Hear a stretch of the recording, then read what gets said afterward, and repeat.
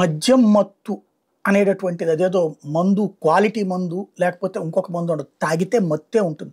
ఒకటే అనారోగ్యాల పాలవుతారు, ప్రజల ప్రాణాలు తీస్తుంటారు. లా అండ్ ఆర్డర్ ప్రాబ్లంకి మద్యమే ప్రధానమైన కారణం. ప్రతి అత్యాచారం వెనకాల మద్యం ఉంటుంది, ప్రతి హత్య వెనకాల మద్యం ఉంటుంది, ప్రతి అరాచకం వెనకాల మద్యం ఉంటుంది, ప్రతి గొడవ వెనకాల మద్యం ఉంటుంది.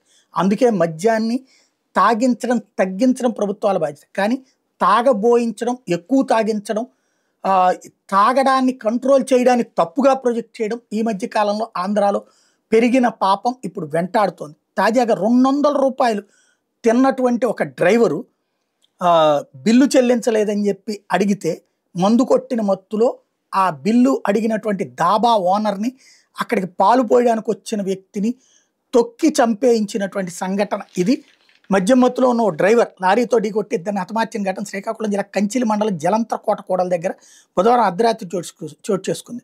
బీహార్కి చెందిన లారీ డ్రైవర్ ఇబ్రార్ ఖాన్ జలంతరకోట దగ్గర ఉన్న న్యూ స్టార్ దాబాలో భోజనం చేసేందుకు ఆగాడు. అప్పటికే మందు మత్తులో ఉన్న అతను పక్కన కూర్చున్న సోంపేట మండలం సందికొత్తూరుకు చెందిన యువకుడితో ఘర్షణకు దిగాడు. ఇద్దరు పరస్పరం దాడి చేసుకుంటే దాబా యజమాని మహమ్మద్ అయ్యూబ్ 55 ఏళ్ళు వాళ్ళకి నచ్చ చెప్పడంతో యువకుడు వెళ్ళిపోయాడు.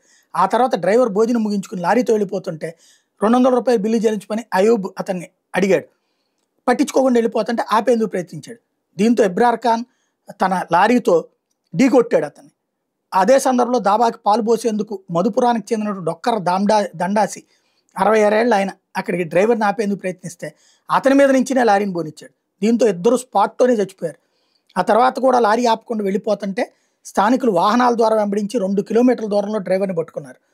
కొట్టి పోలీసులకు అప్పగించారు. పోలీసులు కేసు దర్యాప్తు చేస్తున్నారు. ఇప్పుడు వాడికి ఏం పోయా 4 రోజులు పోయిన తర్వాత మళ్ళీ వదిలేస్తారు బెయిల్ మీదన, బాగానే ఉంటుంది. వీళ్ళ 2 కుటుంబాల జీవితం ఏంటి? ఇదే ఇప్పుడు ప్రస్తుతం మద్యం తెస్తున్నటువంటి పెద్ద ప్రమాదం.